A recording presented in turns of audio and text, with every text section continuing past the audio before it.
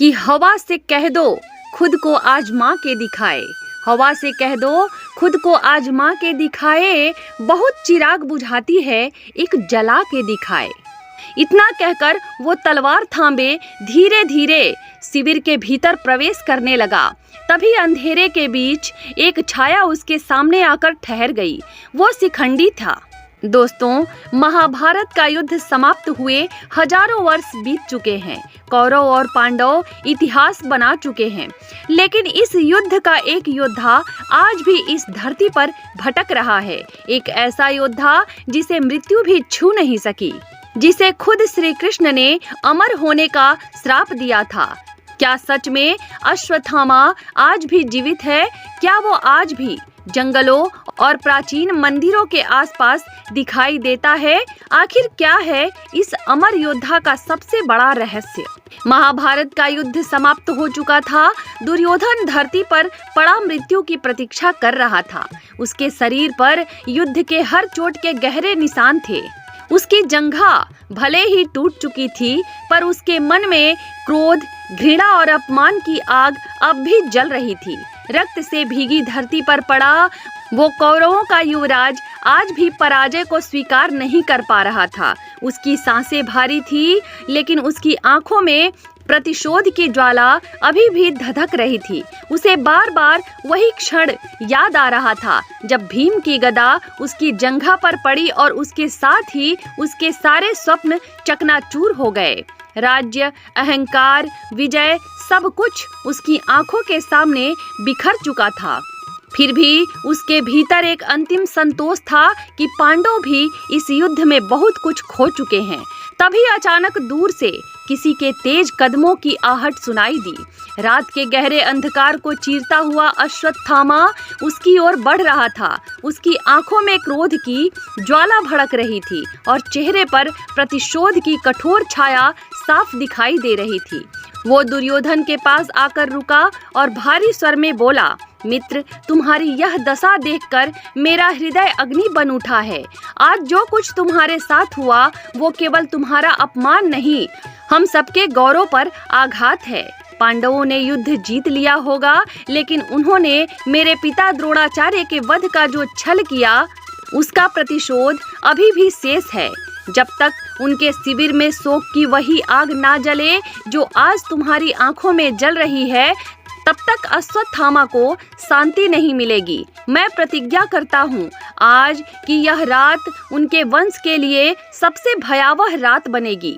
वे सोएंगे विजय के गर्भ में और जागेंगे अपने विनाश के विलाप में।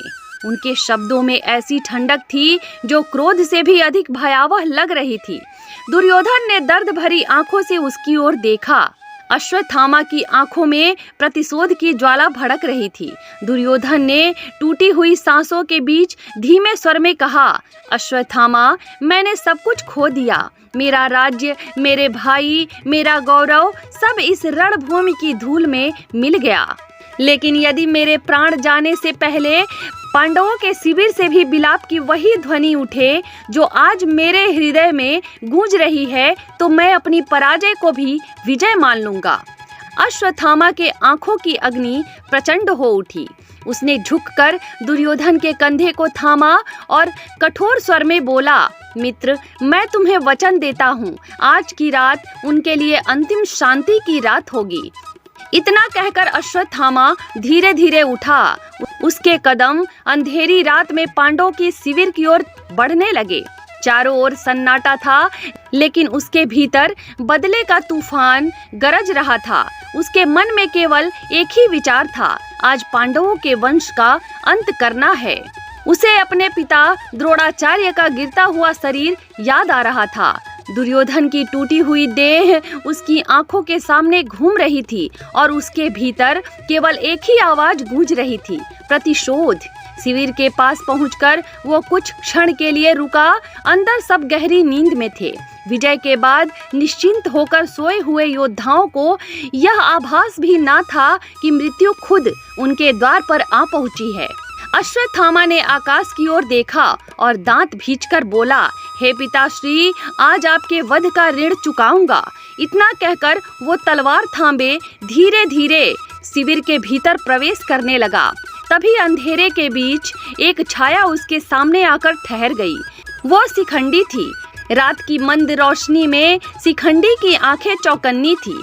उन्होंने कठोर स्वर में कहा, अश्वत्थामा, यह समय युद्ध का नहीं, विश्राम का है। रात के इस अंधकार में तुम तलवार लेकर पांडव शिविर में क्या खोज रहे हो? अश्वत्थामा कुछ क्षण रुका, उसकी मुट्ठियां और कस गई। फिर वो गंभीर स्वर में बोला, मैं न्याय खोज रहा हूँ शिखंडी, उस न्याय को जो मेरे पिता द्रोणाचार्य से छल पूर्वक छीन लिया गया। मैं उस अपमान का उत्तर देने आया हूँ जो आज मेरे मित्र दुर्योधन ने सहा है। शिखंडी ने तलवार आगे बढ़ाकर उसका मार्ग रोक लिया और क्रोधित स्वर में बोला, यह न्याय नहीं, प्रतिशोध है, और प्रतिशोध अंधकार में ही जन्म लेता है।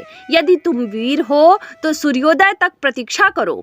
सोए हुए शिविर पर आक्रमण करना क्षत्रिय धर्म नहीं। अश्वत्थामा की आंखों में अग्नि और भड़क उठी। उसने ठंडे स्वर में कहा, धर्म? आज मुझसे धर्म की बात मत करो शिखंडी। जब मेरे पिता के साथ छल हुआ तब किसने धर्म की रक्षा की थी? फिर अश्वत्थामा और शिखंडी के बीच भयंकर युद्ध हुआ। रात के सन्नाटे में तलवारों की टकराहट गूंज उठी। चिंगारियां अंधकार को चीर रही थी। शिखंडी ने पूरी वीरता से उसका सामना किया, पर अश्वत्थामा के भीतर जल रही प्रतिशोध की अग्नि उस रात किसी भी सीमा को मानने वाली नहीं थी। अंत में शिखंडी वीर गति को प्राप्त हुए। उनका शरीर भूमि पर गिर पड़ा और शरीर के द्वार पर अंतिम रक्षा भी टूट गई। इसके बाद अश्वत्थामा भारी कदमों से शिविर के भीतर प्रवेश कर गया। उसकी तलवार हाथ में थी और आंखों में केवल विनाश का संकल्प। विजय के बाद निश्चिंत होकर सोए हुए योद्धाओं को यह आभास भी न था कि मृत्यु उनके तंबुओं के बीच चल रही है। अश्वत्थामा एक एक तंबू के सामने रुकता, अपने भीतर उठते क्रोध को और तीव्र महसूस करता, और उसके मन में केवल एक ही आवाज गूंज रही थी, आज प्रतिशोध पूरा होगा। धीरे धीरे वह उस तंबू के पास पहुंचा जहां पांडव विश्राम कर रहे थे। उसे भ्रम हुआ कि यही पांडव हैं। उसने तलवार कसकर थामी और एक एक कर द्रौपदी के 5 पुत्रों का वध कर दिया। लेकिन जब अश्वत्थामा ने ध्यान से उनके चेहरे को देखा तो वह चौंक उठा। वे पांडव नहीं बल्कि उनके पुत्र थे। यह दृश्य देखकर एक पल के लिए वो खुद भी स्तब्ध रह गया। उसके मन में केवल एक ही विचार उठने लगा, अब मैं दुर्योधन को क्या जवाब दूंगा। फिर भी उसने निर्णय लिया कि वह दुर्योधन के पास जाएगा। उसने पांडवों का शीश लेकर दुर्योधन के पास जाकर कहा, मित्र, आज तुम्हारा बदला पूरा हुआ।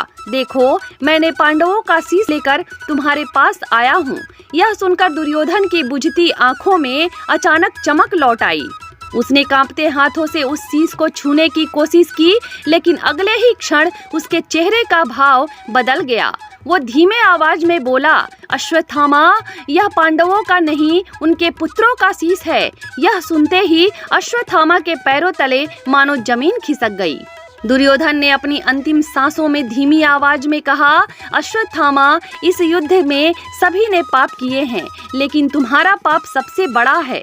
मित्र, तुमने वो पाप कर दिया जो भीम मेरे जंघा तोड़कर भी नहीं कर सका। इतना कहकर दुर्योधन कुछ क्षण मौन हो गया। फिर उसने धीमे स्वर में आगे कहा, तुमने इन निर्दोष बालकों को मार दिया। अश्वत्थामा, तुमने केवल पांडवों पर नहीं बल्कि पूरे कुरु वंश मुझ पर प्रहार कर दिया है। यह सुनकर भी अश्वत्थामा के स्वर में गर्व और प्रतिशोध की कठोरता बनी रही। उसने कहा, मैंने तो केवल अपने पिता का बदला लिया। दुर्योधन ने दर्द भरे स्वर में कहा, मित्र, मेरा प्रतिशोध पांडवों से था, उनके पुत्रों से नहीं। आने वाला इतिहास यही कहेगा कि दुर्योधन का वध भीम ने नहीं किया था, लेकिन यह पूर्ण सत्य नहीं होगा। यह सच है कि मेरा अंत भीम ने नहीं किया, तुमने किया है मित्र। उसकी आंखों में आंसू और पीड़ा एक साथ उतर आए। वो आगे बोला, तुमने मेरे पूरे कुरुवंश की अंतिम आशा भी समाप्त कर दी। मित्र, इतना कहकर दुर्योधन ने अंतिम सांस ली और सदा के लिए मौन हो गया। दुर्योधन के यह शब्द सुनकर अश्वत्थामा कुछ क्षणों के लिए बिल्कुल मौन रह गया। फिर उसने मन ही मन कहा, अब जो होना था वो हो चुका। अब मुझे किसी भी कीमत पर खुद को बचाना होगा। उधर जैसे ही सुबह हुई, पांडव शिविर में चीख पुकार मच गई। द्रौपदी ने जब अपने 5 पुत्रों की निर्जीव शरीर देखे तो उनका हृदय शोक से फट पड़ा। पूरा शिविर विलाप से कांप उठा। यह समाचार सुनते ही अर्जुन की आंखों में अग्नि जल उठी। उसने प्रतिज्ञा की, मैं अश्वत्थामा को जीवित पकड़ कर लाऊंगा और उसे उसके इस घोर पाप का दंड अवश्य मिलेगा। इसके बाद श्री कृष्ण और 5 पांडव अश्वत्थामा की खोज में निकल पड़े। उधर अश्वत्थामा समझ चुका था कि अब पांडव उसे जीवित नहीं छोड़ेंगे। भय, क्रोध और निराशा में डूबकर वो जंगल की ओर भागने लगा। घने अंधकार के बीच वो भागते भागते महर्षि वेदव्यास के आश्रम के पास पहुंचा, जहां उसने कुछ समय के लिए शरण ली। लेकिन उसे यह आभास था कि अर्जुन और श्री कृष्ण बहुत जल्द उस तक पहुंचने वाले हैं। कुछ दिन बाद पांडव और श्री कृष्ण उसके सामने आ पहुंचे। अश्वत्थामा ने चारों ओर देखा, अब बच निकलने का कोई मार्ग नहीं था। इसलिए उसने ब्रह्मास्त्र का आवाहन किया। आकाश में अग्नि की भयानक ज्वाला उठी और पूरा वातावरण कांपने लगा। यह देखकर अर्जुन ने भी श्री कृष्ण की आज्ञा से ब्रह्मास्त्र चला दिया। अब दोनों दिव्य अस्त्र आमने सामने थे और पूरी सृष्टि विनाश के भय से थर्रा उठी। तभी महर्षि वेदव्यास प्रकट हुए और बोले, अर्जुन और अश्वत्थामा, यह वही अस्त्र है जिससे पूरी पृथ्वी नष्ट हो सकती है। इसलिए अपने अपने अस्त्र को वापस लौटाओ। अश्वत्थामा ने महर्षि वेदव्यास की चेतावनी सुनी और थोड़ी देर के लिए मौन खड़ा रहा। दूसरी ओर अर्जुन ने भी अपने ब्रह्मास्त्र को वापस खींच लिया। आकाश में फैल रही भयानक ऊर्जा धीरे धीरे शांत होने लगी। महर्षि वेदव्यास ने अश्वत्थामा की ओर दृष्टि डालकर कहा, अश्वत्थामा, तुम भी अपने अस्त्र को वापस लौटाओ। अश्वत्थामा ने भय और क्रोध के मिश्रित स्वर में कहा, हे ऋषिवर, मुझे यह अस्त्र वापस लौटाना नहीं आता। महर्षि वेदव्यास क्रोधित होकर बोले, मूर्ख, जब तुम्हें अस्त्र वापस लौटाना नहीं आता था तो इसे चलाने का साहस क्यों किया? तुमने क्रोध में आकर ऐसा अस्त्र चला दिया जो पृथ्वी, वंश और भविष्य सब कुछ भस्म कर सकता है। प्रतिशोध ने तुम्हारी बुद्धि को हर लिया है और अब तुम्हारा यह एक निर्णय युगों तक पाप का कारण बनेगा। यह सुनकर अश्वत्थामा शांत खड़ा रहा। महर्षि वेदव्यास क्रोधित होकर आगे बोले, अगर तुम्हें अस्त्र वापस लौटाना नहीं आता तो इसकी दिशा बदल दो, लेकिन ध्यान रहे पांडवों को कोई हानि ना हो। यदि यह पांडव नहीं रहेंगे तो उस समाज का निर्णय कौन करेगा जिसमें मनुष्य का आत्मसम्मान सुरक्षित रहेगा? अश्वत्थामा गंभीर स्वर में बोला, मैं इस अस्त्र की दिशा तो बदल दूंगा, लेकिन यह अस्त्र तब भी पांडव तक ही पहुंचेगा। यदि यह उनका नाश नहीं कर सकता तो उनके वंश के बीज को अवश्य नष्ट कर देगा। जैसे ही अश्वत्थामा ने ब्रह्मास्त्र की दिशा बदली, वो सीधे उत्तरा के गर्भ की ओर बढ़ा और उसके गर्भ में पल रहे शिशु को नष्ट करने के लिए जा पहुंचा। यह देखकर श्री कृष्ण क्रोध में बोले, हे अश्वत्थामा, तुम बहुत घिनौने व्यक्ति हो। तुम्हारा यह पाप कीचड़ को भी मैला कर देगा। क्या तुम यह सोच रहे हो कि ब्रह्मास्त्र के दुरुपयोग से अभिमन्यु के पुत्र को उत्तरा के गर्भ में ही नष्ट कर दोगे तो उसे कोई जीवित नहीं कर सकेगा? यह वासुदेव कृष्ण उसे जीवन दान देगा। और मैं तुम्हें यह श्राप भी देता हूँ, हे अश्वत्थामा, आज से तुम हजारों वर्षों तक इस धरती पर भटकते रहोगे। तुम्हारे शरीर के घाव कभी नहीं भरेंगे, तुम्हारे माथे का घाव सदा रिसता रहेगा। तुम मृत्यु की कामना करोगे, लेकिन मृत्यु भी तुम्हें स्वीकार नहीं करेगी। तुम अपने इस घिनौने पाप का फल युगों युगों तक भोगोगे। और तभी श्री कृष्ण ने भीम को आदेश दिया कि वे अश्वत्थामा के माथे से मणि निकाल ले। भीम तुरंत आगे बढ़े और अश्वत्थामा के मस्तक से वह दिव्य मणि निकाल ली। मणि निकलते ही उसका तेज, शक्ति और गर्व सब समाप्त हो गया और वह शापित होकर जंगलों की ओर भटकने लगा। कई लोग मानते हैं कि वह जंगलों, पहाड़ों और प्राचीन मंदिरों के आसपास दिखाई देते हैं, लेकिन इसका कोई ऐतिहासिक या वैज्ञानिक प्रमाण नहीं है। यह आस्था, रहस्य और लोक विश्वास का विषय है। इस पर आपका क्या जवाब है? आप जवाब हमें कमेंट में जरूर बताएं।